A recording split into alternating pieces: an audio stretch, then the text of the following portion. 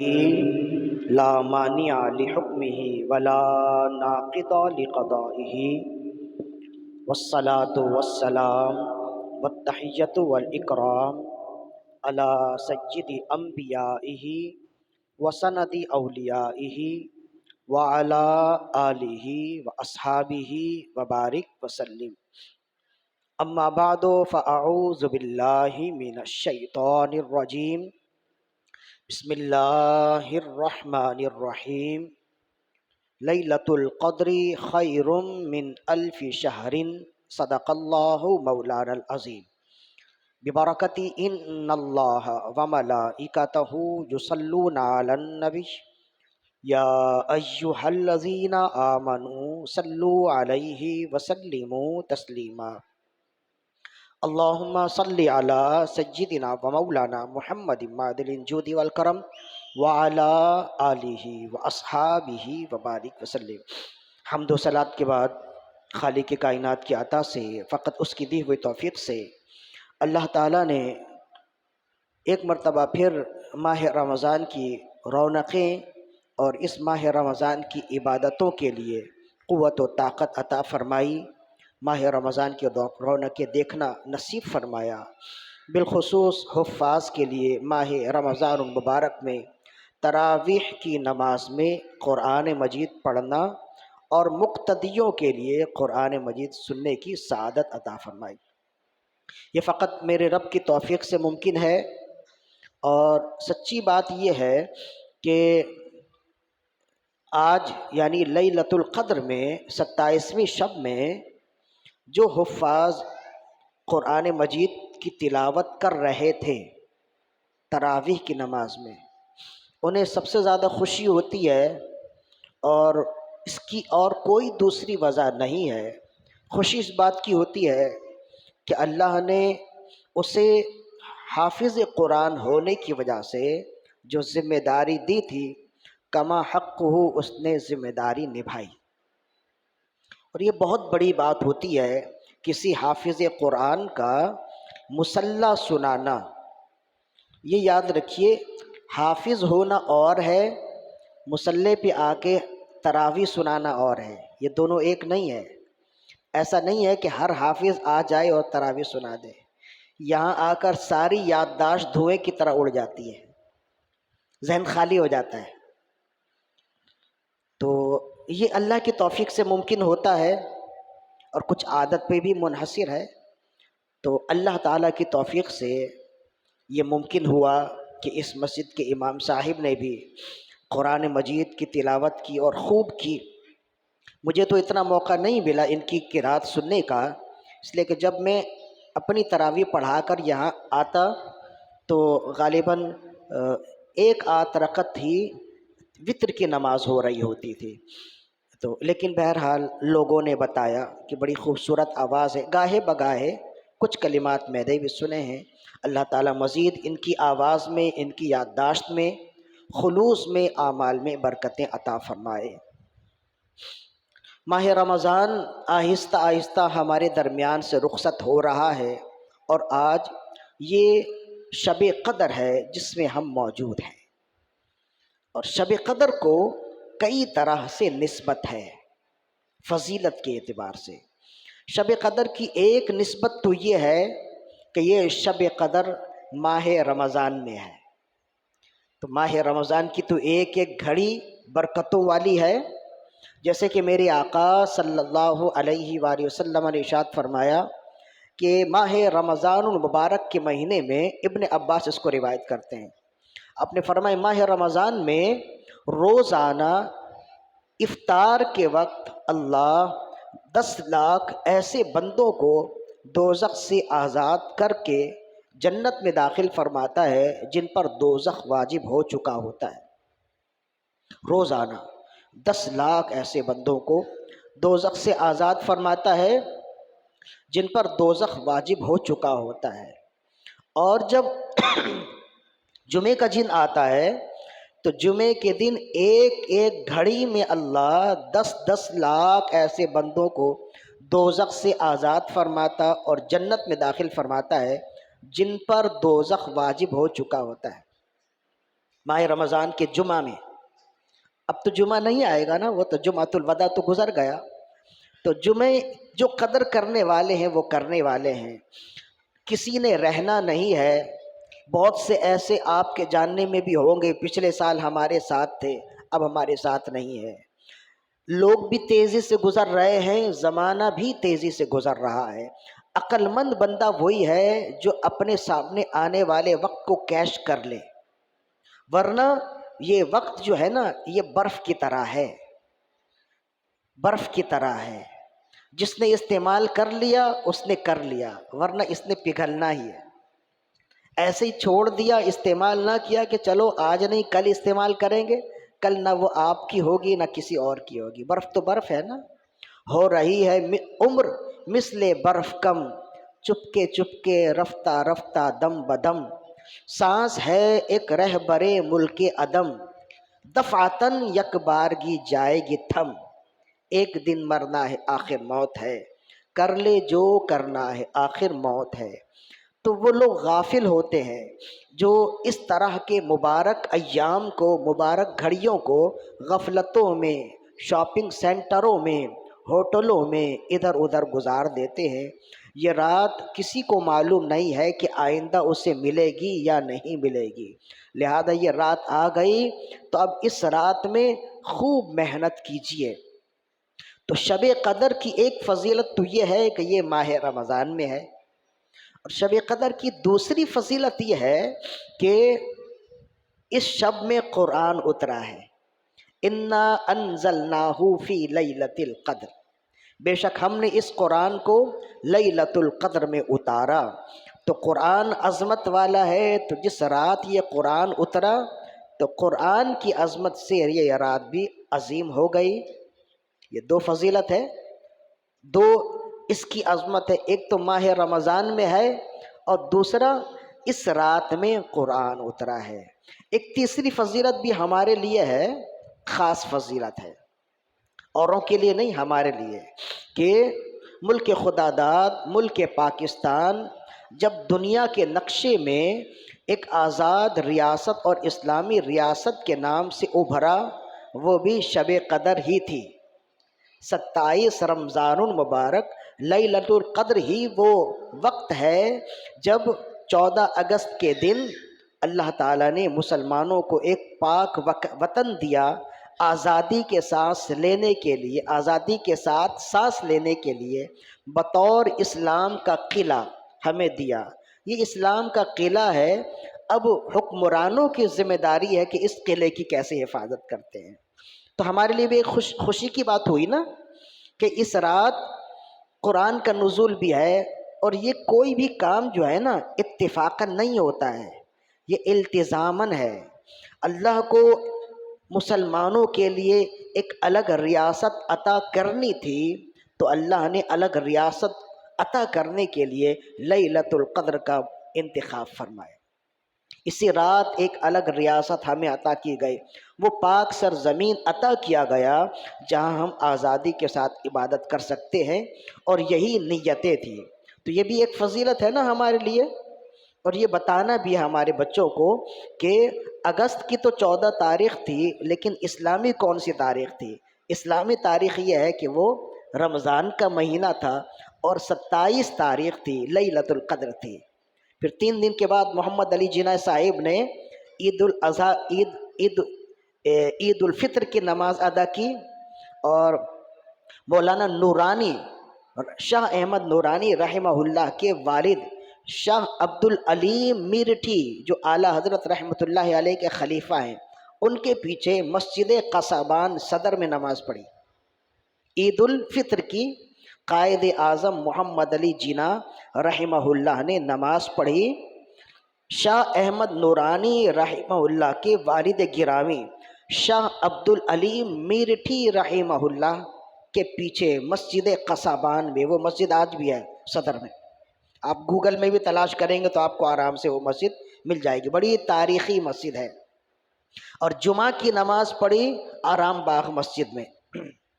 آرام باغ مسجد تو ہر ایک جانتے ہیں نا، جو وہاں جانے والے ہیں تو جانتے ہیں. اس مسجد کا پہلے وہ مسجد نہیں تھی، وہ ایک میدانی علاقہ تھا، اور وہ ایک باغ تھا، اس باغ کا نام، پہلے تو یہاں ہندو رہتے تھے نا، تو اس باغ کا نام تھا رام باغ، لیکن جب مسلمان وہاں آئے، مسجد بنائی، تو پھر رام باغ کی جگہ اس کا نام آرام باغ رکھ دیا۔ یہ ایک تاریخی حقیقت ہے، اس کو یاد رکھیے گا تاکہ آپ کو معلوم ہو کہ کیسے کیسے سلسلے چلتے ہیں اور پھر کہاں تک پہنچتے ہیں۔ تو یہ ماہ ایسا مہینہ ہے، یہ رات ایسی ہے کہ اس رات میں میرے آقا صلی اللہ علیہ وسلم کے صدقے و طفیل یہ ملک بھی ہمیں عطا کیا گیا۔ پاکستان رمضان کے مہینے میں بنا۔ ایک بہت بڑے شاعر ہیں انور مسعود، انور مسعود، ایک تو ہے انور مقصود جو ڈرامہ نگار ہیں، ابھی بھی ہیں، بڑی عمر ہے ان کی، بہن فاطمہ ثریا بجیا جن کا پچھلے دنوں انتقال ہوا، ان کی بھی یہ پاکستان کے حوالے سے بڑی خدمات ہیں، تو بڑا نام کیا ہے انہوں نے۔ تو ایک تو ہے انور مقصود اور ایک ہے پنجابی مزاحیہ شاعر ہیں انور مسعود جن کی بڑی شاعری ہے۔ ان میں سے ایک شعر اور بھی ہے، ابھی یاد آ گیا، بہت خوبصورت ہے، نعتیہ شعر ہے۔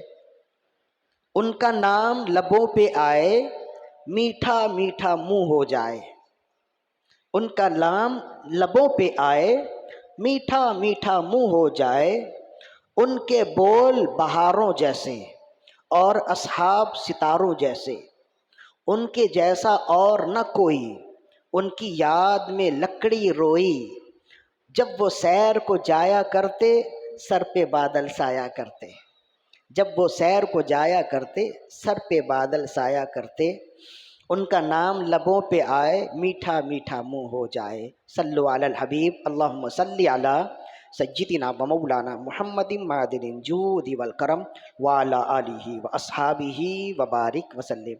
یہ ہے انور مسعود، یہ شاعر ہیں۔ تو ان کا ایک مقالہ ذہن نظر سے گزرا، بڑی خوبصورت بات انہوں نے لکھی، اسی وجہ سے میں نے آپ کو پاکستان کے حوالے سے تھوڑی سی گفتگو بتا دی۔ یہ کہتے ہیں کہ ایک چٹکلا ہی ہے لیکن حقیقت یہی ہے، کہتے ہیں ماہ رمضان میں جو بھی ملے، جو بھی پکے، ماہ رمضان میں بندوں کو جو ملے وہ اسے بڑے شوق سے کھاتے ہیں اور پورا کھاتے ہیں۔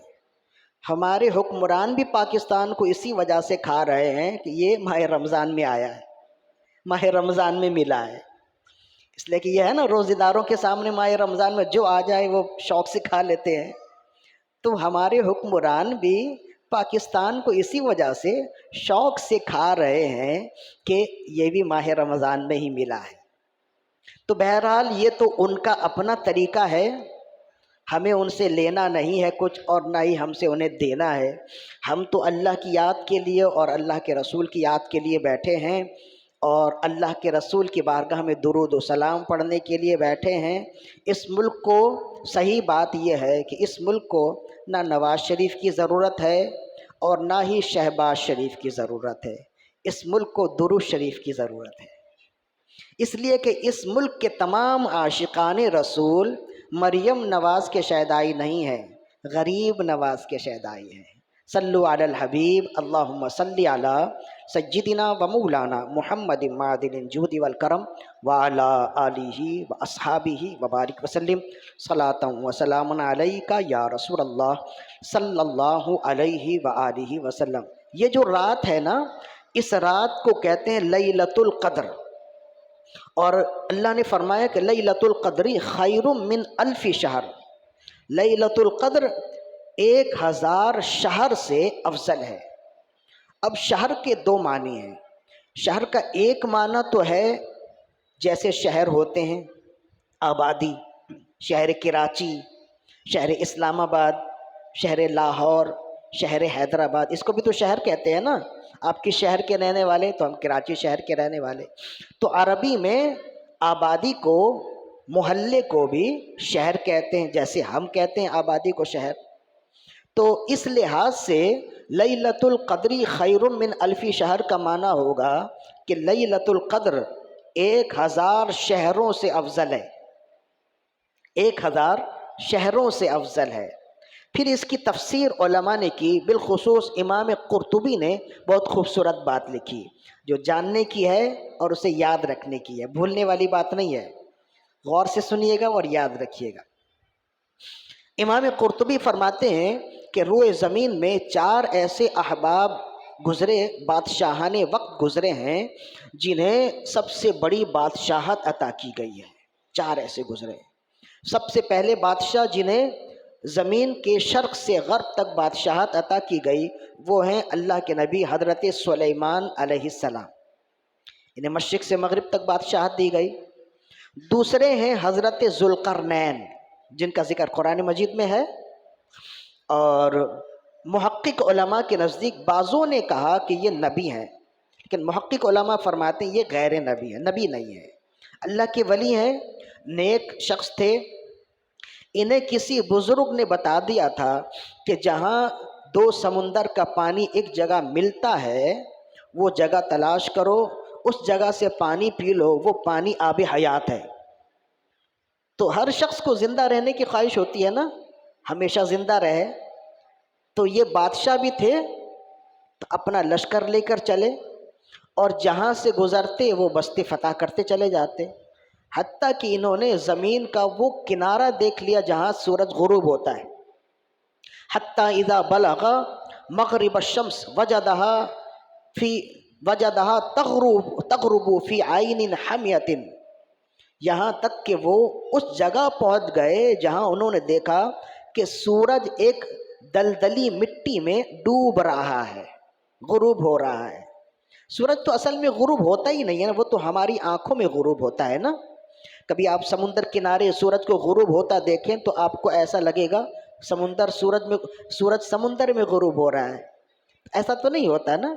سورج صحیح بات یہ ہے کہ کبھی ڈوبتا ہی نہیں ہے، ایک جگہ سے ڈوبتا ہے تو دوسری جگہ دنیا گول ہے نا، یہ مغرب میں ڈوبتا ہے نا سورج، مغرب میں ڈوبتا ہے تو مغرب میں جو ملک ہیں وہاں پہ سورج نکل جاتا ہے، جیسے مغربی ممالک ہیں، امریکہ ہے اور اس کے جتنے علاقے ہیں، جتنے مغربی ممالک ہیں تو ان میں مشرقی ممالک کا فاصلہ 12 گھنٹے کا ہے نا، جہاز سے اڑے تو 12 گھنٹے میں پہنچتے ہیں تقریباً، تو 12 گھنٹے کا یہ وقت ہوتا ہے دن اور رات کا۔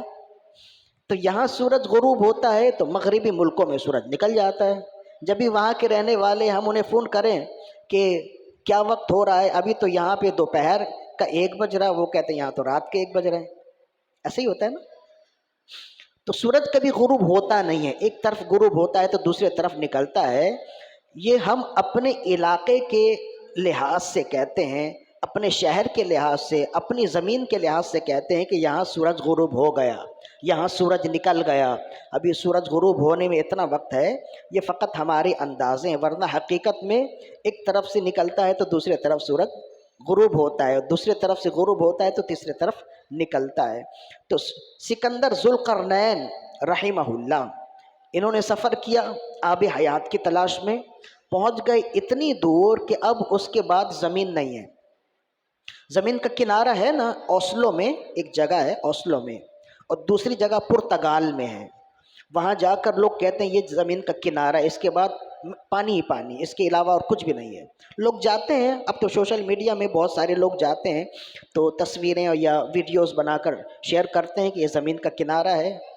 ایک کنارہ ناروے میں ہے، اوسلو ناروے کا شہر ہے، وہاں پہ ایک کنارہ ہے، اور دوسرا کنارہ پرتگال میں ہے، اور بھی کئی کنارے ہیں۔ تو وہ وہاں تک پہنچے جہاں سورج غروب ہوتا ہے، وہاں تو انہیں ملا نہیں جس چیز کی تلاش میں تھے۔ بہرحال راستے میں جتنے شہر ملے سب انہوں نے فتح کر لیے، پھر وہاں سے چلے واپس، اب جہاں سورج اگتا ہے، جہاں سے اٹھتا ہے وہاں پہنچے۔ حتیٰ اذا بلغ مطلع الشمس، یہاں تک کہ چلتے چلتے وہاں تک پہنچ گئے جہاں سے سورج طلوع ہوتا ہے، تو دونوں کناروں کا سفر کر لیا نا۔ تو وہاں پہ بھی انہوں نے راستے میں جتنے شہر ملے تمام شہر فتح کرتے چلے آئے، لیکن انہیں بھی وہ آب حیات نہیں ملا، بالآخر تو ان کا وصال ہو گیا، پی نہ پائے۔ وہ آب حیات اللہ نے حضرت خضر علیہ السلام کے لیے رکھی تھی، تو حضرت خضر علیہ السلام وہاں پہنچ گئے، آپ نے وہ آب حیات پی لیے، امام قرطبی نے لکھا۔ تو پھر اسی وجہ سے رسول اللہ نے فرمایا وہ ہمیشہ زندہ رہیں گے، قیامت تک، اور جب اللہ انہیں موت دے گا جبھی۔ حضرت خضر علیہ السلام اور حضرت الیاس علیہ السلام، یہ دو نبی زمین میں زندہ ہیں اور دو نبی آسمان میں زندہ ہیں۔ حضرت ادریس علیہ السلام اور حضرت عیسیٰ علیہ السلام، یہ دو نبی آسمان میں زندہ ہیں۔ تو ابھی بھی ان کا ظاہر ہے کہ اللہ نے جب انہیں زندگی دی ہے تو کوئی حکمت ہوگی، کوئی کام ہوگا۔ آخر میں جب امام مہدی آئیں گے تو یہ ان کے ساتھ مل کر جہاد کریں گے۔ تو یہ تو ہے سکندر ذوالقرنین کی تھوڑی سی کہانی۔ تو انہوں نے مشرق و مغرب کا دورہ کیا اور خوب فتوحات کیے۔ تو جہاں تک فتوحات کیے تو ان کی حکومت ہو گئی۔ تو زمین میں سب سے بڑی حکومت پانے والوں میں چار میں سے ایک ہی ہے۔ دوسرے حضرت سلیمان علیہ السلام ہیں جو پہلے ہیں، یہ دو مسلمان ہوئے اور دو کافر ہوئے۔ ان میں سے ایک تو نمرود ہے جسے ہم سب جانتے ہیں، حضرت ابراہیم علیہ السلام کے زمانے میں اس نے آگ روشن کی، حضرت ابراہیم علیہ السلام کو پھینکا، جو قرآن مجید میں ذکر ہے قلنا یا نار کونی بردم و سلاما علی ابراہیم۔ ایک نمرود ہے، اور دوسرا ہے بخت نصر، اسے بھی پوری زمین میں حکومت اور بادشاہت ملی تھی۔ یہ دونوں غیر مسلم ہیں۔ تو کہتے ہیں کہ حضرت سلیمان علیہ السلام اور پانچویں ایک اور بادشاہ ہوں گے قرب قیامت، وہ امام مہدی رضی اللہ عنہ وہ ہوں گے، کہ ان کی بھی حکومت مشرق سے مغرب، شمال اور جنوب میں ہوگی، اور ایک کیپٹل ہوگا، کیپٹل سٹی دارالخلافہ ایک ہوگا، اور وہ القدس ہوگا، مسجد اقصی وہ فتح کریں گے۔ وہیں آپ اسی کو دارالحکومت بنائیں گے، اور وہیں سے حکومت چلے گی، پوری دنیا میں اہل ایمان کی حکومت ہوگی۔ یہ ہمارا عقیدہ ہے، اسی وجہ سے ہم مسجد اقصی لینے کے لیے شوقین ہیں۔ جیسے ہمارا عقیدہ ہے، عیسائیوں کا بھی ایسی عقیدہ ہے۔ عیسائیوں کا عقیدہ ہے کہ حضرت عیسیٰ علیہ السلام وہیں آئیں گے۔ جیسے ہمارا عقیدہ، یہودیوں کا عقیدہ بھی ایسا ہی ہے، وہ کہتے ہیں ہمارا آخری نبی یہیں سے آئے گا۔ اسی وجہ سے تینوں آسمانی کتابوں کے رہنے والے مسجد اقصی کو دینا نہیں چاہتے، ہر ایک لینا چاہتے ہیں۔ تو حضرت سلیمان علیہ السلام اور حضرت ذوالقرنین یہ دونوں اسلامی بادشاہ ہوئے۔ باقی دو بخت نصر اور نمرود یہ غیر اسلامی بادشاہ تھے، لیکن دونوں کی حکومت، چاروں کی حکومت بڑی تھی۔ ان چاروں میں حضرت سلیمان علیہ السلام کی حکومت سب سے بڑی تھی۔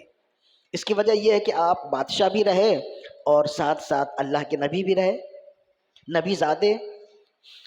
حضرت داؤد علیہ السلام کے بیٹے ہیں نا، وَوَرِثَ سُلَيْمَانُ دَاوُودَ، حضرت سلیمان داؤد کے وارث بنے۔ حضرت سلیمان علیہ السلام کو بھی ہفت اقلیم کی بادشاہت عطا کی گئی، یعنی زمین سے دور تک بادشاہت عطا کی گئی، لیکن آپ کی بادشاہت سب سے منفرد اس طرح کہ ایک تو یہ ہے کہ آپ نبی بھی ہوئے اور بادشاہ بھی ہوئے، اور دوسری انفرادی حیثیت یہ ہے کہ آپ کو انسانوں میں بھی بادشاہت عطا کی گئی، جنات میں بھی بادشاہت عطا کی گئی، پرندوں میں بھی بادشاہت عطا کی گئی، درندوں میں بھی بادشاہت عطا کی گئی۔ تو آپ کی بادشاہت کا دائرہ جتنوں کا ذکر ہوا نا، سب سے بڑا ہو گیا۔ ہواؤں پر آپ کی ایسی حکومت کہ ایک بندہ سفر کرتا ہوا 1 مہینے میں جہاں پہنچے گا، حضرت سلیمان علیہ السلام ہوا کو حکم دیتے تخت کو اڑاؤ تو صبح چلتے شام وہاں پہنچ جاتے۔ ولی سلیمان الریح غدوها شہر ورواحها شہر وَأَسَلْنَا لَهُ عَيْنَ الْقِطْرِ وَمِنَ الْجِنِّ مَنْ يَعْمَلُ بَيْنَ يَدَيْنِهِ۔ اور حضرت سلیمان علیہ السلام کا سفر صبح سے لے کے شام تک 1 مہینے کی مسافت میں ہوتا، اور حضرت سلیمان علیہ السلام کے سامنے اللہ تعالیٰ نے جنوں کو مسخر کر دیا۔ بڑے بڑے دیو قامت جن حضرت سلیمان علیہ السلام کے سامنے ہاتھ باندھ کر کھڑے رہتے، اور آپ انہیں جو حکم دیتے وہ بجا لاتے تھے۔ تو حضرت سلیمان علیہ السلام کی حکومت تو سب سے بڑی ہو گئی نا۔ کہتے تخت پر آپ سوار ہوئے اور ایک لشکر ہے، اور پرندوں کا کام ہوتا تھا آپ جب چلیں تو اوپر آپ کے سایہ کریں، تو پرندے اوپر تخت کے اوپر اڑتے رہتے تاکہ اللہ کے نبی کو دھوپ نہ لگے، انہیں کوئی تکلیف نہ ہو۔ جہاں تک جاتے تخت جیسے تیزی سے چلتا ویسے پرندے بھی تیزی سے چلتے، بڑے بڑے پرندے بھی ہوتے جو آپ کے اوپر سایہ کر رہے ہوتے تھے۔ ایک چھوٹا سا پرندہ بھی ہوتا تھا ہدہد، اس کے بارے میں انشاءاللہ میں پھر کبھی بتاؤں گا۔ یہ چھوٹا پرندہ کیوں ہوتا تھا جس کا ذکر قرآن مجید میں بھی ہے؟ وَتَفَقَّدَ الطَّيْرَ فَقَالَ مَا لِيَ لَا أَرَى الْهُدْهُدَ أَمْ كَانَ مِنَ الْغَائِبِينَ۔ اتنے سارے بڑے بڑے پرندے ہیں، ان پرندوں میں حضرت سلیمان علیہ السلام نے پوچھا تو ایک چھوٹے پرندے کے بارے میں پوچھا، ہدہد کہاں ہے؟ چڑیا کی طرح ہوتا ہے، چھوٹا سا پرندہ ہوتا ہے۔ تو اتنے بڑے بڑے پرندوں میں ہدہد کو کیوں پوچھا؟ یہ بھی ایک سوال ہے نا، تو وہ انشاءاللہ پھر کبھی بتائیں گے، ابھی تو موضوع نہیں ہے، کچھ تشنگی بھی تو باقی ہونی چاہیے نا، انشاءاللہ کبھی موضوع ملا تو اس پر بھی گفتگو کریں گے۔ قرآن مجید ایک چیز تان ہے، اس میں جس قدر غور کرتے رہیں گے آپ کو عجیب عجیب باتیں معلوم ہوتی رہیں گی۔ تو اسی وجہ سے کہتے ہیں نا کہ خود بھی اپنے بچوں کو قرآن پڑھائیں۔ جب بچے دینی علوم پڑھ لیں گے، دنیاوی علوم خود ہی ہاتھ باندھ کے پیچھے آئیں گے، انہیں مزید اور کوشش کرنی نہیں ہوگی، دینی علوم ان کے لیے بالکل حلوہ ہو جائیں گے، دنیاوی علوم خود ہی ہاتھ باندھے ان کے سامنے آ جائیں گے۔ دینی علوم اصل مشکل ہے، یہ پڑھانے کی ضرورت ہے۔ اس پر انشاءاللہ ہم آخر میں ایک اعلان بھی کریں گے دینی علوم کے حوالے سے۔ تو حضرت سلیمان علیہ السلام چلے اڑتے ہوئے، آپ نے ہوا کو حکم دیا کہ جتنی اونچائی تک جا سکتی ہو جاؤ، اپنے تخت کو لے کے چلے، بہت اونچے اڑ گئے، حتیٰ کہ آپ نے آسمانوں میں فرشتوں کی تسبیحات کی آواز سنی۔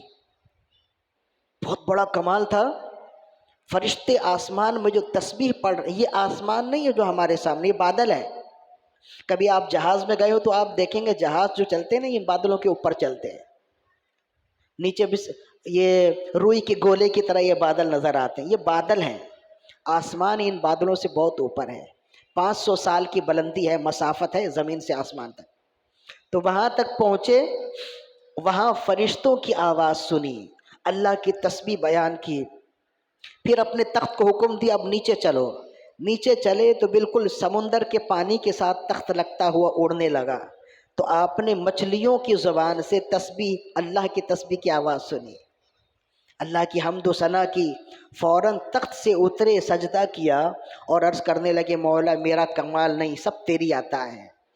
تو آواز آئی سلیمان ہم نے تمہیں اتنا بڑا مقام و مرتبہ دیا ہی اس وجہ سے ہے کہ تم میں عاجزی ہے، اگر تمہارے دل میں ذرہ برابر بھی کچھ کبر اور یا کوئی غرور یا تکبر آ جاتا، ہم نے جتنا اونچا کیا ہے اتنا ہی نیچے پھینک دیتے، لیکن تمہارا کمال یہ ہے کہ تم جتنے اونچے جاتے ہو اتنے ہی جھکتے رہتے ہو، اس وجہ سے ہم تمہیں بلندیوں پہ بلندیاں دے رہے ہیں۔ بات تو آگے اور کریں گے، یا ایک بات یہ بھی ہمیں آج کی شب میں سیکھنی چاہیے کہ اپنے اوپر کبھی بھی غرور یا تکبر نہ کریں۔ جو بھی آپ کے پاس ہے نا، آپ کچھ بھی لے کر نہیں آئے تھے، اور جو بھی آپ کے پاس ہے آپ کچھ لے کر جائیں گے بھی نہیں، خالی آئے تھے، جاہل آئے تھے، کچھ بھی لے کر نہیں آئے تھے، جیسے آئے تھے ایسے ہی جائیں گے، آخری وقت میں سارا علم، ساری دولت، ساری طاقت سب ختم ہو جاتی ہے۔ تو پھر جب آئے ایسے تھے جائیں گے بھی ایسے ہی، تو پھر غرور اور تکبر اور اترانا اور ناز و نخرے کرنا کیا معنی رکھتا ہے؟ اپنے آپ کو جھکا کے رکھے، اللہ تعالیٰ جھکنے والوں کو پسند فرماتا ہے، عاجزی اور انکساریوں کو پسند کرتا ہے۔ بندہ بھی اسی درخت کے نیچے بیٹھتا ہے جو درخت گھنا ہوتا ہے، اور گھنا دار درخت ہمیشہ جھکا ہوتا ہے، ورنہ تو ہر درخت کے نیچے تو لوگ نہیں بیٹھتے نا، اس کا تو سایہ نہیں ہوتا، جو درخت جتنی جھکاؤ میں ہوتا ہے اس کا سایہ وسیع ہوتا ہے۔ تو اپنے آپ کو وسیع درخت بنائیں اور عاجزی اور انکساری اپنائیں۔ جو جھکتا ہے نا اللہ اسے بڑی عظمتیں دیتا ہے، بڑی بلندیاں دیتا ہے۔ حضرت نوح علیہ السلام کے بارے میں امام سیوطی نے لکھا، آپ کی کشتی تو چلی، طوفان نوح کے بارے میں تو سبھی جانتے ہیں، ایسا طوفان تھا کہ ایسا طوفان نہ اس کے بعد آیا نہ اس سے پہلے آیا تھا، کہ طوفان نوح کے وقت میں اللہ نے آسمان کو حکم دیا پانی کے جتنے دروازے سب کھول دو، آسمان نے پانی کے جتنے دروازے تھے سب کھول دیے، زمین کو حکم دیا تیرے اندر جتنا پانی ہے سب نکال دے، زمین نے سارا پانی نکال دیا، تو پھر بچا کیا؟ پوری زمین مشرق سے مغرب تک پانیوں سے بھری ہوئی ہے، نہ کوئی درخت ہے، نہ کوئی پہاڑ ہے، نہ کوئی شجر ہے، نہ کوئی حجر ہے، کچھ بھی نہیں ہے، صرف پانی ہی پانی دور تک۔ زندگی ہے، حیات ہے، صرف اسی میں ہے جو لوگ کشتی نوح میں سوار ہیں، وہی اہل ایمان ہیں، وہی اللہ کے پسندیدہ ہیں، اور وہی بچے ہوئے ہیں۔ اسی کی مثال دی ہے رسول اللہ نے، آپ نے فرمایا مثل اہلی بیتی کمثل سفینۃ نوح من رکبھا نجا ومن تخلف عنہا ہلکا۔ فرمایا میری اہل بیت کی محبت کی مثال کشتی نوح کی طرح ہے، جو اس میں سوار ہو گیا وہ پار لگ گیا، جو اس کو چھوڑ دے گا وہ ہلاک ہو جائے گا۔ اسی وجہ سے ہم کہتے ہیں کہ اہل بیت کی محبت بھی اپنے دل میں رکھیں، اور خبردار نہ صحابہ کے گستاخوں سے اپنا تعلق رکھیں اور نہ ہی اہل بیت کے گستاخوں سے اپنا تعلق رکھیں۔ ہم اہل سنت ہیں، ہمارے لیے دونوں دو آنکھوں کی طرح ہیں، ایک صحابہ ہیں اور ایک اہل بیت ہیں، اور جیسے ہر شخص اپنے دونوں آنکھوں سے محبت کرتا ہے نا، ویسے ہی ہم ان دونوں سے حد درجہ محبت کرتے ہیں، ان دونوں کا حد درجہ ادب و احترام کرتے ہیں۔ تو جب 40 دنوں تک کشتی چلتی رہی، پانی کے اوپر ہی اس نے بیت اللہ کا طواف بھی کیا۔ 40 دنوں کے بعد عاشورے کے دن کشتی رکی ہے، محرم الحرام کی 10 تاریخ کشتی رکی۔ جب کشتی رکنے والی تھی، اللہ نے حکم دیا زمین کو کہ اب اپنا پانی آہستہ آہستہ نیچے کرو۔ تو جب پانی نیچے ہونے لگا تو پہاڑ کی چوٹی نمودار ہوئی، اونچے اونچے پہاڑ۔ اللہ نے حکم دیا کہ میری ایک کشتی ایک پہاڑ میں رکے گی، جس پہاڑ سے اللہ محبت کرے گا اسی پہاڑ پہ ایک کشتی رکے گی۔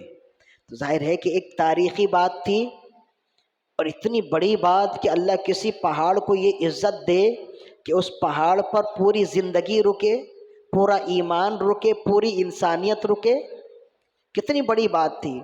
تو کہتے ہیں جب یہ بات پھیلی تو جتنے اونچے اونچے پہاڑ تھے اور اونچے ہو گئے، اور ہر ایک دوسرے سے کہنے لگے کہ مجھ میں اللہ کے نبی کی کشتی رکے گی، مجھ پر اللہ کے نبی کی کشتی رکے گی۔ کیوں؟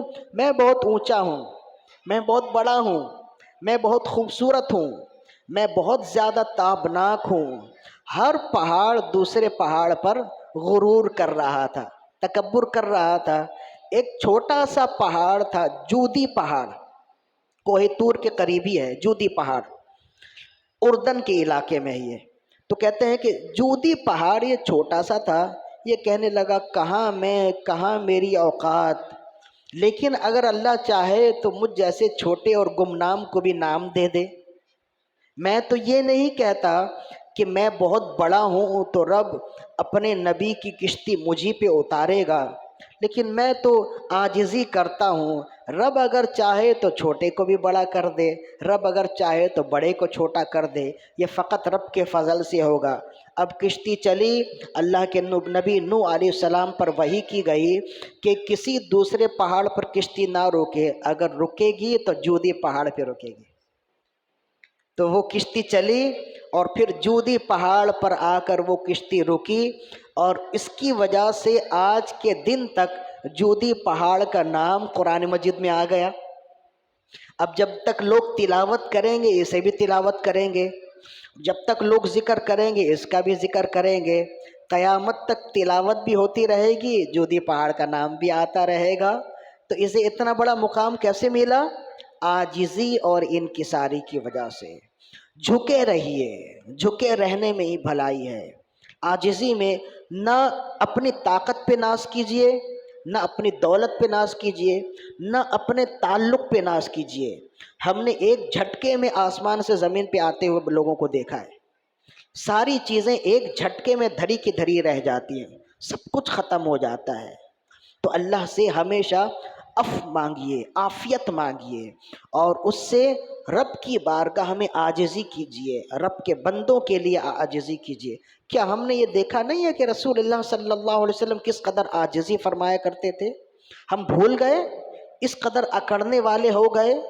کوئی اپنی صحت پہ اکڑتا ہے، کوئی طاقت پہ اکڑتا ہے، کوئی تعلق پہ اکڑتا ہے۔ کیا ہم رسول اللہ کی امتی نہیں ہیں؟ رسول اللہ صلی اللہ علیہ وسلم تو اس قدر عاجزی کرنے والے، محلے سے گزرے تو کھیلتے ہوئے بچوں کو سلام کرتے تھے، کھیلتے ہوئے بچوں کو سلام کرتے تھے۔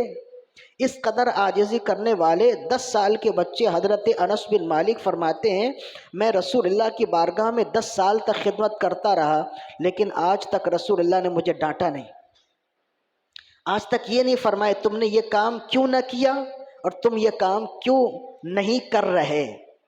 فرماتے کبھی کبھی ایسا بھی ہوتا رسول اللہ کوئی حکم دیتے میں باہر جا کر کھیلنے لگ جاتا، بھول جاتا، کبھی کبھی ایسا بھی ہوا، پھر رسول اللہ باہر تشریف لاتے اور کان پکڑ کر کہتے اے انیس میں نے تمہیں کام دیا تھا، یا رسول اللہ میں بھول گیا تھا، جاؤ کر کے آؤ، ڈانٹتے نہیں تھے۔ تو یہ تو ہمارے پیارے نبی کی سیرت ہے، ہم کب اپنائیں گے ان سیرتوں کو؟ ہم کیوں جھڑکی دیں؟ کیوں ہم کسی سے غصے سے بات کریں؟ اچھائی میں برکت ہے نا، نرمی میں ہی تو سب کچھ ہے۔ کسی نے پوچھا زبان سے تم 32 سخت دانتوں کے درمیان میں کیسے رہ لیتی ہو؟ 32 تمہارے دشمن ہیں سخت دانت، تم کیسے رہ لیتی ہو؟ زبان نے کہا کہ ان کی سختی میں اپنی نرمی سے ختم کر دیتی، مجھ میں اتنی نرمی ہے کہ 32 دانتوں کی سختی بھی میری نرمی کے مقابلے میں کچھ نہیں ہے، میں رہ لیتی ہوں ان کے درمیان میں۔ تو یہ نرمی ہے، نرمی میں ہی سب کچھ ہے۔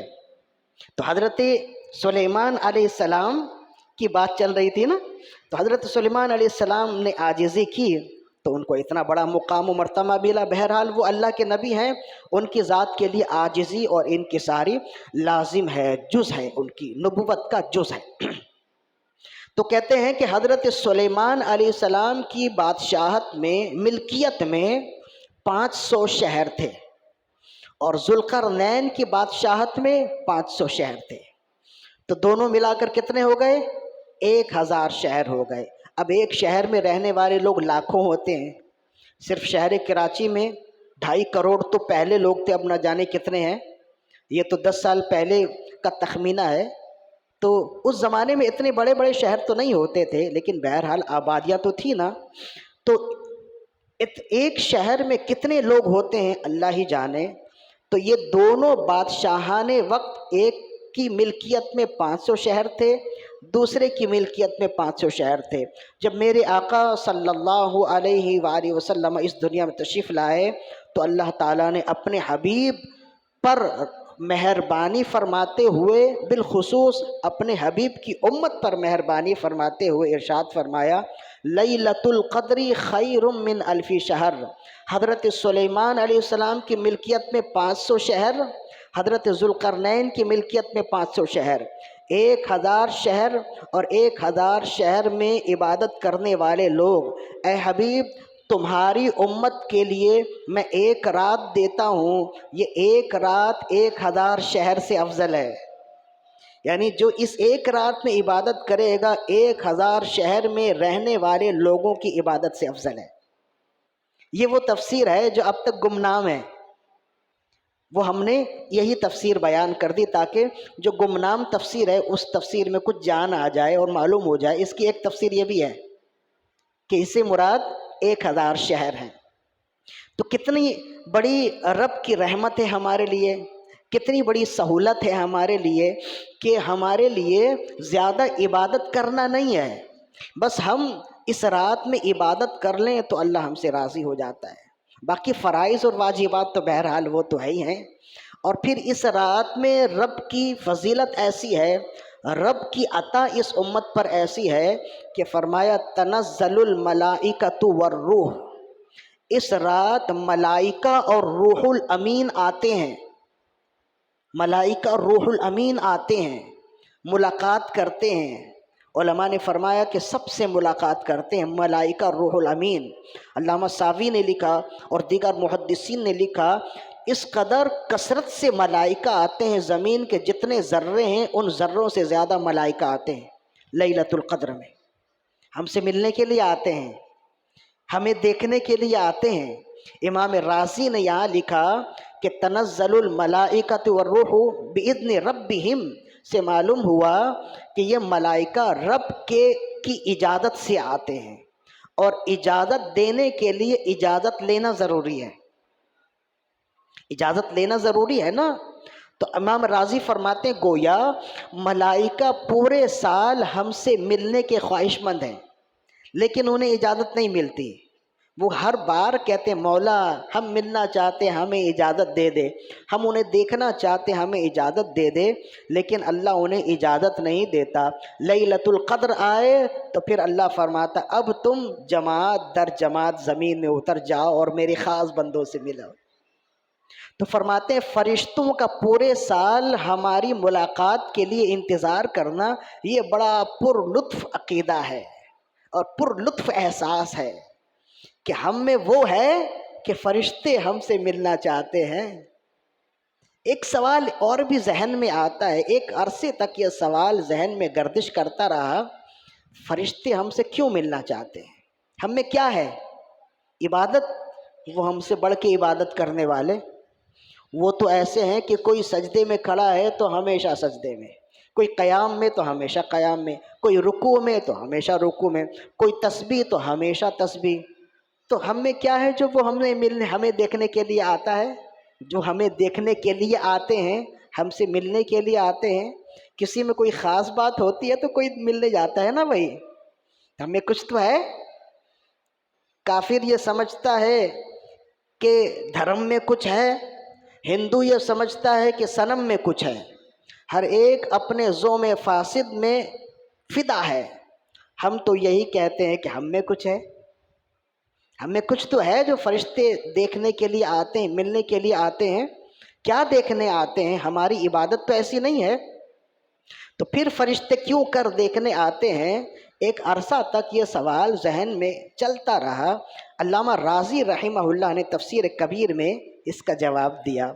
فرمایا کہ بے شک ہماری عبادتوں، فرشتوں کی عبادتوں کے مقابلے میں ہماری عبادت کچھ نہیں ہے. فرشتے ہماری عبادت دیکھنے نہیں آتے. بھوک لگا ہو، بھوک ہوتے ہوئے ہاتھ آپ کا ہو، نوالا آپ کا ہو، منہ کسی دوسرے کا ہو، فرشتے یہ دیکھنے آتے ہیں.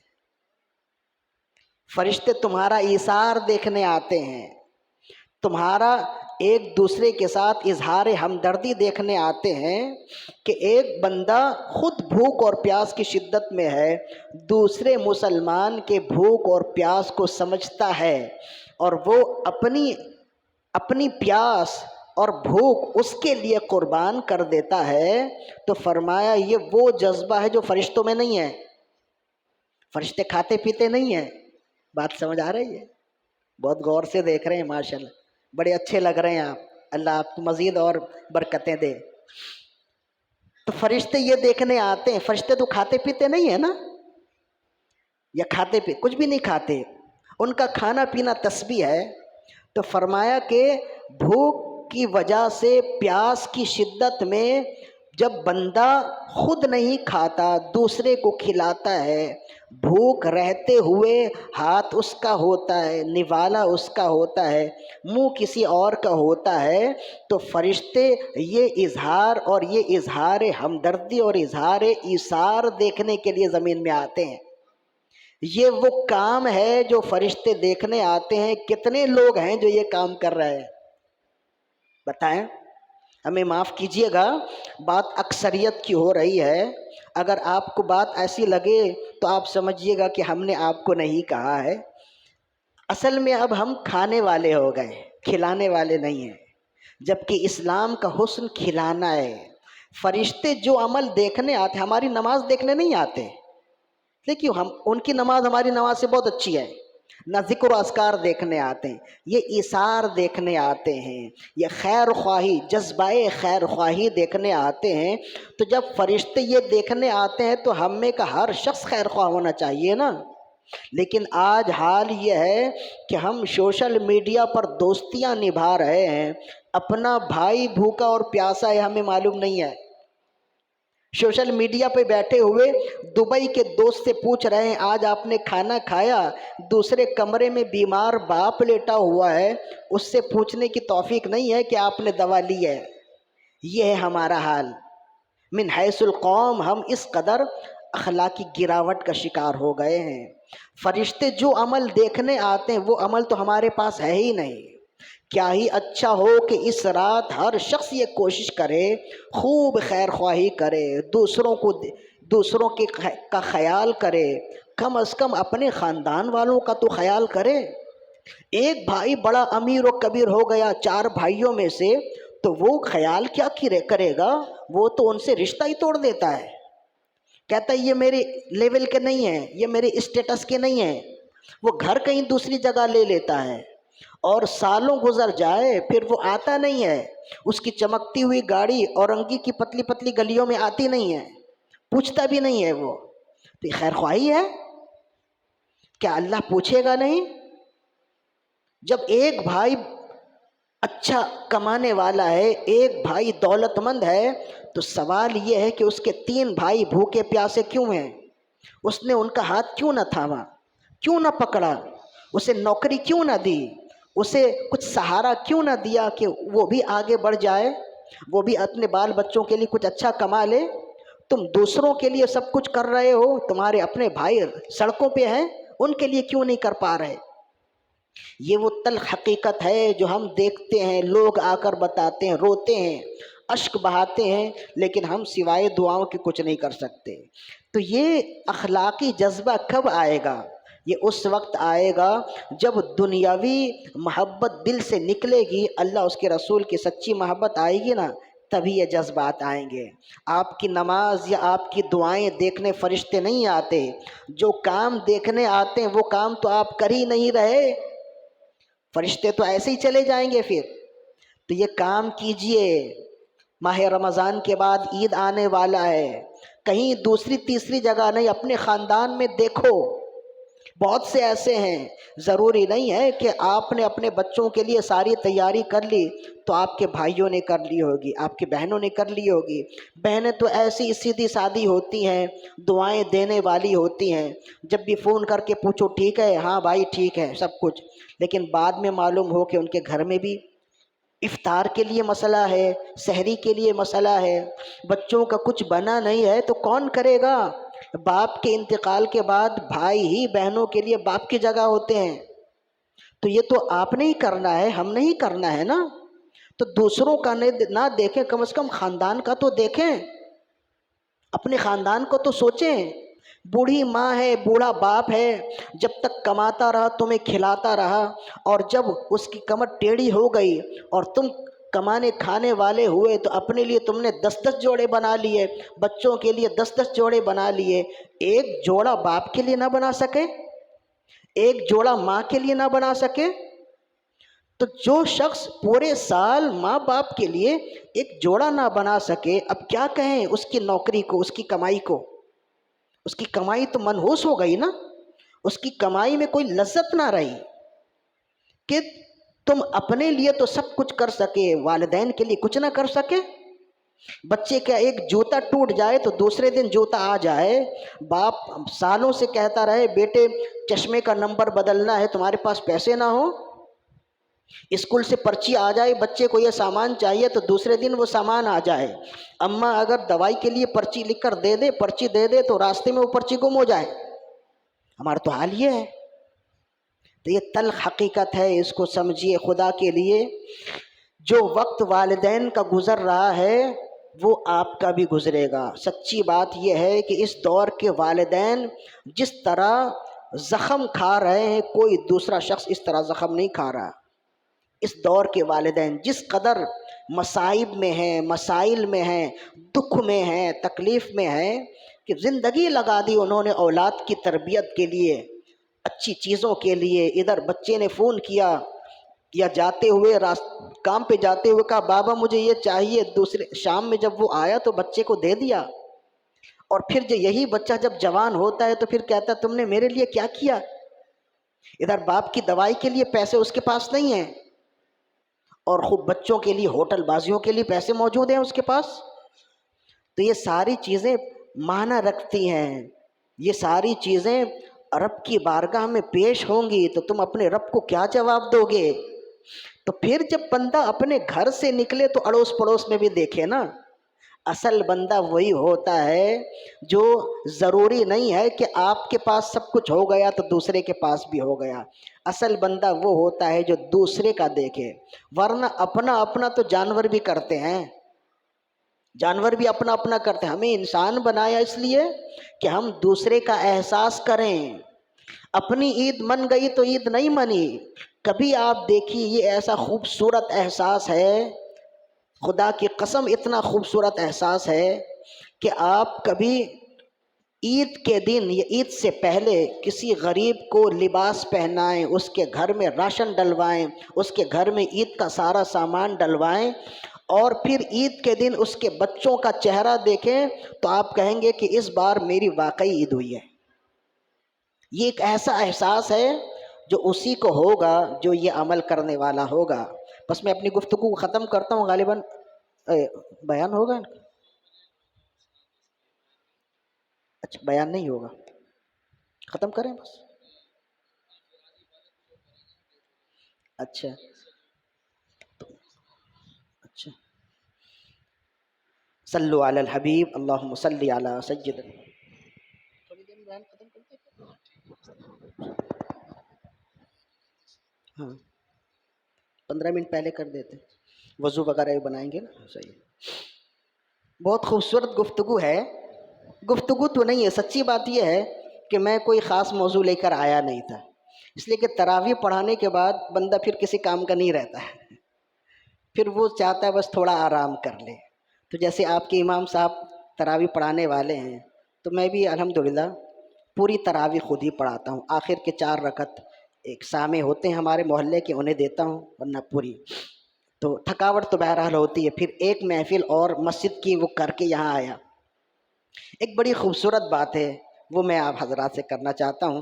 اللہ کے ایک بڑے ولی گزرے ہیں، شفیق بلخی، بلخ کے رہنے والے تھے تو اس وجہ سے ان کے نام کے ساتھ بلخی لگاتے ہیں.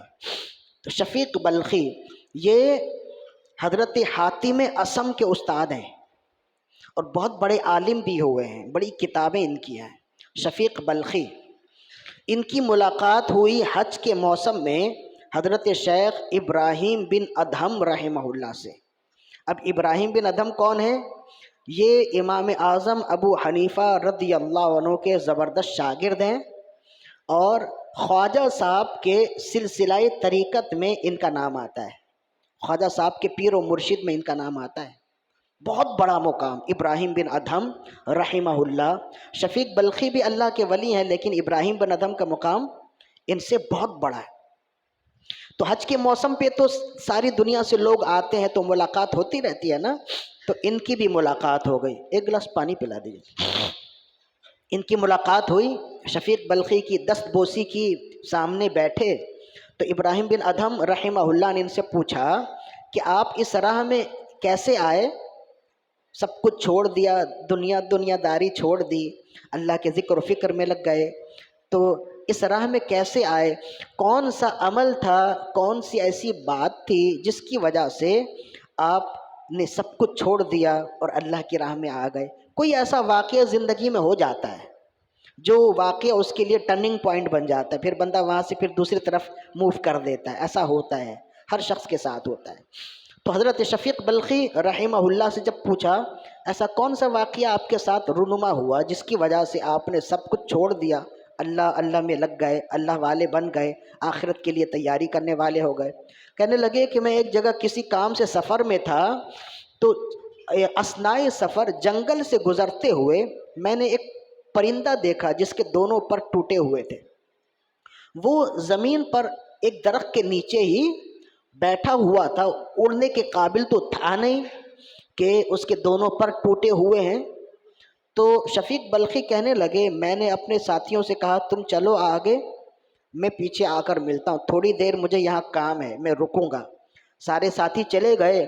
یہ وہاں بیٹھ کر دیکھنے لگے یہ پرندہ صحت مند ہے، نہ جانے کتنے دنوں سے یہ یہاں اس کے بازو ٹوٹے ہوئے ہیں، یہاں پڑا ہوا ہے، تو اڑ کے کچھ دانہ وغیرہ تو چگ نہیں سکتا، تو اسے تو کمزور ہونا چاہیے تھا، یہ صحت مند کیوں ہے؟ اس میں شاید اللہ کی کوئی راز ہے، تو میں یہ دیکھنا چاہتا ہوں. تو دور کہیں قریب ہی بیٹھ گئے چھپ کے. تاکہ کوئی دیکھے بھی نہ، آپ اسے دیکھ لیں۔ کہتے ہیں تھوڑی دیر کے بعد ایک پرندہ جو صحیح اچھا پرندہ ہے، بالکل بازو بھی صحیح ہیں، وہ آتا ہے، اپنی چونچ میں ایک کیڑا پکڑ کے لاتا، اس معذور پرندے کو کھلاتا ہے، پھر اڑ جاتا۔ پھر تھوڑی دیر بعد دوسرا پتنگا پکڑ کے لاتا اور اس معذور پرندے کو کھلاتا اور پھر وہ اڑ جاتا۔ شفیق بلخی کو کہتے ہیں کہ مجھے یہ واقعہ اس قدر گہرا لگا، اس واقعے نے مجھے اتنا دل میں اثر کیا، میں کہنے لگا کہ وہ رب ایک معذور کو روزی دیتا ہے اور میں خواہ مخواہ روزی کے لیے ادھر ادھر پھر رہا ہوں۔ جو رب ایک معذور پرندے کو روزی دیتا ہے وہ مجھے بھی روزی دے گا، بے شک مجھے روزی دے گا۔ جب وہ دے گا تو مجھے رب کی بارگاہ میں رجوع کرنا چاہیے، نہ کہ ادھر ادھر پھرنا چاہیے۔ تو کہتے ہیں بس یہ واقعہ میں نے دیکھا اور اس واقعے کی وجہ سے میں اللہ اللہ کرنے لگ گیا اور میری دل کی دنیا بدل گئی۔ ابراہیم بن ادھم رحمہ اللہ نے فرمایا، ہائے افسوس تم نے معذور پرندہ بننا قبول کیا، ہائے افسوس تم نے معذور پرندہ بننا قبول کیا۔ تم نے معذور پرندہ دیکھا، وہ پرندہ نہ دیکھا جو لا کر کھلا رہا تھا۔ فرمایا کہ تم نے معذور پرندہ بننا دیکھا، اسی وجہ سے تم شفیق بلخی ہوئے۔ اگر کھلانے والا پرندہ بنتے تو آج تم ابراہیم بن ادھم ہوتے۔ تو کہتے ہیں پھر یہ واقعہ تھا، شفیق بلخی نے ان کی دست بوسی کی اور عرض کرنے لگے، یا سیدی اب مرتے دم تک آپ کے ساتھ رہوں گا۔ پھر ان کے ساتھی ہو گئے۔ آپ نے فرمایا کیا تم نے رسول اللہ کا فرمان نہیں سنا، ید العلیٰ خیر من ید السفلی، کہ اوپر والا ہاتھ دینے والا ہاتھ لینے والے ہاتھ سے اچھا ہوتا ہے۔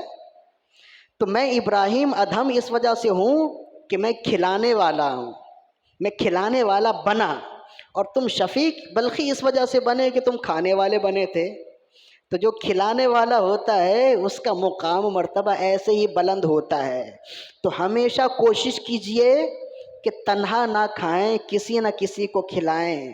ہمارا دین دین ابراہیمی ہے نا، کیسے بھول جاتے ہیں؟ ہمارا دین تو دین ابراہیمی ہے نا۔ رسول اللہ نے یہ فرمایا کہ میں حضرت ابراہیم علیہ السلام کے دین پر ہوں، واتبعت ملت ابراہیم حنیفا۔ ہمارا دین دین ابراہیمی ہے نا۔ حضرت ابراہیم علیہ السلام نے زندگی میں کبھی بھی بغیر مہمان کے کھانا نہیں کھایا۔ کہتے ہیں کہ اثنائے راہ میں آپ نے ایک مسافر خانہ بنایا ہوا تھا، کھانے کے وقت بڑا سا دسترخوان لگتا اور وہیں بیٹھ جاتے۔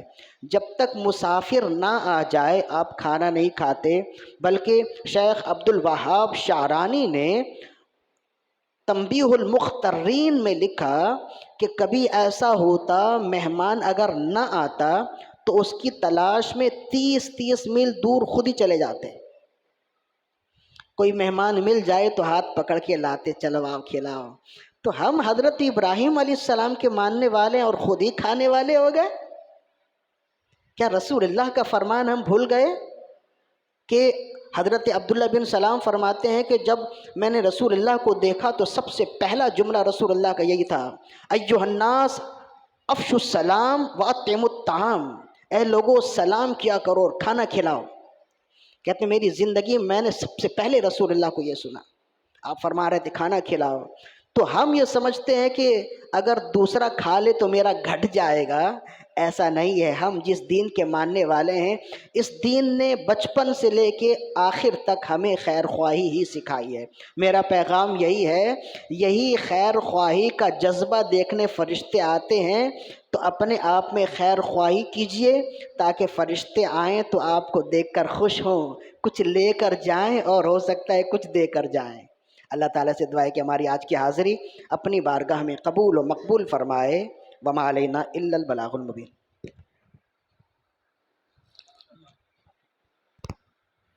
ماشاء اللہ عز و جل، انتہائی خوبصورت انداز میں استاذ العلماء حضرت علامہ مولانا مفتی محمد عالمگیر قادری صاحب بیان فرما رہے تھے۔ اللہ کریم عز و جل ان کے علم میں، عمل میں، عمر میں خیر و برکتیں عطا فرمائے۔ وہ ایک اعلان بھول گیا میں، اس کے کر دو۔ اچھا ایک اعلان، وہ میں نے شروع میں کہا تھا نا ایک اعلان کرنا ہے۔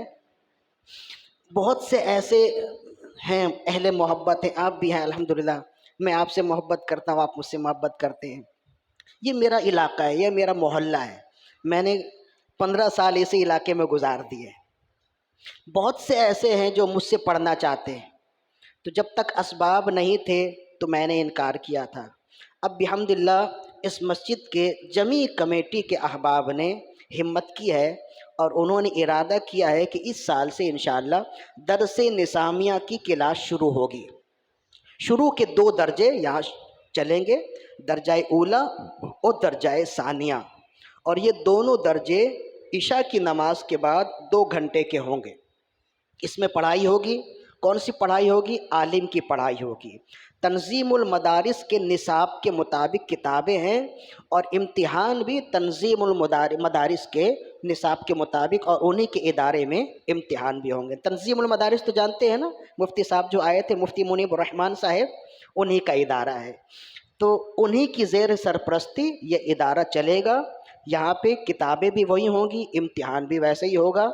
تو آپ حضرات جو بڑی عمر کے ہیں، جو دن بھر بال بچوں کے لیے لگے رہتے ہیں، چھوٹے بھائی بہنوں کے لیے کی کفالت میں لگے رہتے ہیں، لیکن دل میں شوق ہے کہ کچھ قرآن پڑھ لے، کچھ علم حاصل کر لے، تو ان کے لیے بہت اچھا موقع ہے۔ عشاء کی نماز کے فوراً بعد آپ حضرات تشریف لے آئیں۔ 2 گھنٹے کی کلاس ہے، عشاء کے بعد ایسے بھی 2 گھنٹے ایسے ہی گزر جاتے ہیں۔ میں نے پہلے بھی کہا کہ گرمیوں کے دنوں میں سوتے سوتے 12 بج ہی جاتے ہیں۔ اگر لائٹ چلی گئی تو چبوترے پہ بیٹھے لائٹ کا انتظار کر رہے ہوتے ہیں، اتنی دیر میں لائٹ آئے گی، ہم پڑھ کے آ جائیں گے۔ تو اس موقع کو ضائع نہ کریں۔ بحمداللہ انشاءاللہ میری بھی خدمات یہاں ہوں گی، اور بھی اساتذہ ہوں گے، ان کی بھی خدمات ہیں۔ تو ہم نے اپنی مسجد میں بھی اعلان کیا ہے، یہاں پہ بھی ہے۔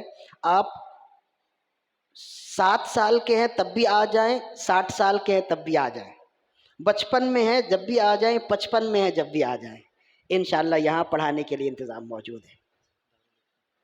اچھا، ایک اور بھی ہے، انشاءاللہ مختلف مسئلے مسائل لوگوں کے ہوتے رہتے ہیں، اور لوگ امام صاحب سے بھی پوچھتے ہیں، چلتے پھرتے مجھ سے بھی پوچھ لیتے ہیں، تو باقاعدہ یہاں پہ انشاءاللہ پہلے بھی تھا، کسی مصلحت کی بنا پر پھر وہ موقوف ہو گیا۔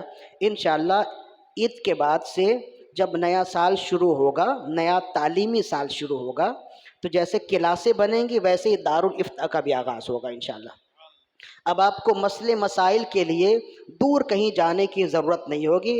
مفتی صاحب بشمول میرے، ہم میں سے کوئی ایک یہاں موجود ہوں گے۔ رات کے وقت میں کوئی بھی مسئلہ ہے تو وہ یہاں آ کر آپ بالمشافہ بھی پوچھ سکتے ہیں، اور اگر وہ مسئلہ تحریر کی صورت میں چاہیے تو انشاءاللہ اس کا بھی انتظام ہے۔ تو یہ بہت اچھا قدم ہے۔ اس حوالے سے میں مسجد کمیٹی کے تمام احباب کو بہت مبارکباد پیش کرتا ہوں، اور دعا بھی کرتا ہوں کہ ہم نے جو قدم اٹھایا ہے اللہ تعالیٰ اس میں استقامت عطا فرمائے۔ اس ضمن میں ایک اعلان یہ کرنا چاہوں گا، وہ نوجوان بھائی یا ہمارے بزرگ اگر عالم کورس کا جذبہ رکھتے ہیں تو اس سلسلے میں داخلے کے لیے مسجد کی جو فیس بک آئی ڈی ہے اس میں بھی آن لائن فارم فل کیے جا سکتے ہیں۔ اگر آپ چاہیں تو امام صاحب سے ملاقات کر لیں یا مجھ سے مل لیں، انشاءاللہ عز و جل میں اس کی لنک کو شیئر کر دوں گا آپ کو، آپ on line he form fill اپ کریں اور سبمٹ کر دیں، انشاءاللہ تعالیٰ آپ کو تاریخ بتا دیا جائے کس دن سے انشاءاللہ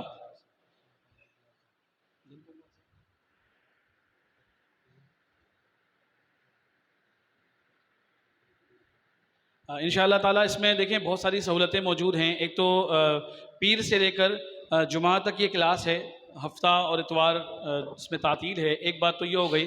دوسری بات، وہ نوجوان حضرات جو عالم بننے کی خواہش رکھتے ہیں لیکن ان کو ایک پریشانی کا سامنا یہ ہوگا، ہو سکتا ہے ہفتے میں 2 دن ان کو نائٹ پہ جانا پڑ جائے، تو ان کے لیے بھی الحمدللہ ہم نے یہ سہولت رکھی ہے کہ جو مفتی صاحب کلاس پڑھائیں گے اس کی باقاعدہ ویڈیو بنے گی، اور جو بیت المعظم مسجد کی یوٹیوب آئی ڈی ہے اس کے اندر انشاءاللہ تبارک و تعالیٰ اس پوری کلاس کو اپلوڈ بھی کر دیا جائے گا۔ یعنی کہ آپ چاہیں اگر کلاس مس بھی ہو جائے تو اپنے گھر بیٹھے اس کلاس کو آپ کور کر سکتے ہیں، اس سے جو چیزیں آپ سے چھوٹ گئی انشاءاللہ آپ اس کو حاصل کر سکتے ہیں۔ سب سے بڑی بات میں پھر ہی عرض کروں گا، بخدا یہ کہہ رہا ہوں، اتنے سینئر عالم دین جو کہ بڑی کلاسوں کو پڑھانے والے ہیں، اتنے سینئر استاد اگر اپنی خدمات پیش کر رہے ہیں تو آپ لوگوں کو بالکل اس میں آگے بڑھ کر حصہ لینا چاہیے، علم دین کو حاصل کریں۔ جو علم دین کے حصول کے لیے نکلتا ہے، سمندر میں مچھلیاں، فرشتے ان کے لیے دعائیں مغفرت کرتے ہیں، تو آپ کیا چاہتے ہیں کہ ایسا ہونا آپ کے لیے فرشتے آپ کے لیے دعائیں مغفرت کریں؟ جب آپ گھر سے نکلیں تو فرشتے اپنے پروں کو بچھا دیں آپ کے لیے کہ وہ طالب علم اس پر چل کر جائے گا۔ تو بالکل پڑھیں، علم دین حاصل کرنا چاہیے. علم حاصل کرنے کے لیے عمر کی کوئی قید نہیں ہے. میرا یقین ہے کہ اگر آپ حصول علم کے لیے نکلیں اور اس دوران اگر آپ کی موت بھی واقع ہو گئی تو انشاءاللہ تبارک و تعالی اللہ قیامت کے روز آپ کو عالم ہی اٹھائے گا انشاءاللہ تعالی. حدیث پاک کا مفہوم بھی ہے کہ قرآن مجید فرقان حمید کو حفظ کرنے کی کوشش کرے، اسے پڑھنے کی کوشش کرے، اور اسی دوران اگر اس کی موت واقع ہو جائے تو اللہ تبارک و تعالیٰ اس کی قبر میں فرشتوں کو بھیج کر اسے قرآن سکھائے گا. سبحان تو اچھی نیت رکھیں، انشاءاللہ غیبی مدد بھی ملے گی. اور خاص بات یہی ہے کہ یہ کورس باقاعدہ رجسٹرڈ ہے مفتی منیب الرحمان صاحب کے ادارے سے. اس کی باقاعدہ اس کی صنعت کی ایک ویلو ہے. ایم اے اسلامیات کی جو ڈگری ہے اس کے مساوی اس کی ڈگری ہے. انشاءاللہ تبارک و تعالیٰ آپ کو اس کے بہت سارے فوائد ملیں گے. اختتام پہ میں انتظامی طور پر حضرت کا دل سے شکر گزار ہوں کہ انہوں نے آج بھی اپنا قیمتی وقت دیا، اور یکم رمضان المبارک کی شب سے ہی آج تک الحمدللہ عز و جل قرآن مجید فرقان حمید کے نور سے ہم تمام کے قلوب کو منور فرما رہے تھے. اللہ جل وعلا ان کے علم میں، عمر میں، عمل میں خیر و برکتیں عطا فرمائیں.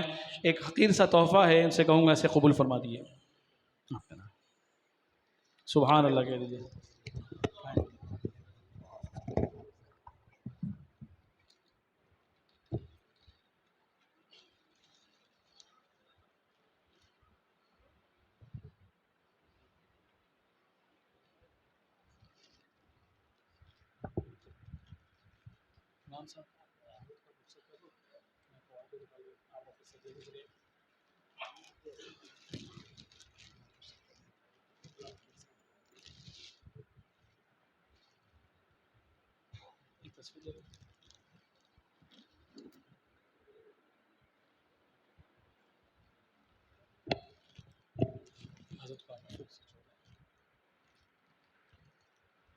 میں بلا تاخیر اپنے مسجد حاضہ کے خطیب جناب علامہ فواد صاحب سے گزارش کروں گا حضرت تشریف لائیں.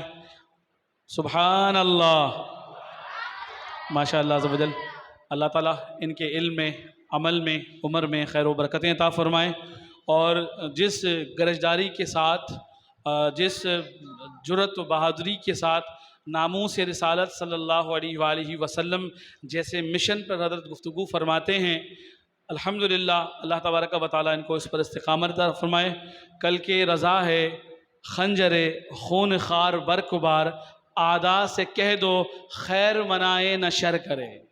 اعداء دشمن کو کہتے ہیں اعداء سے کہہ دو خیر منائے نہ شر کرے. سبحان اللہ. سبحان اللہ.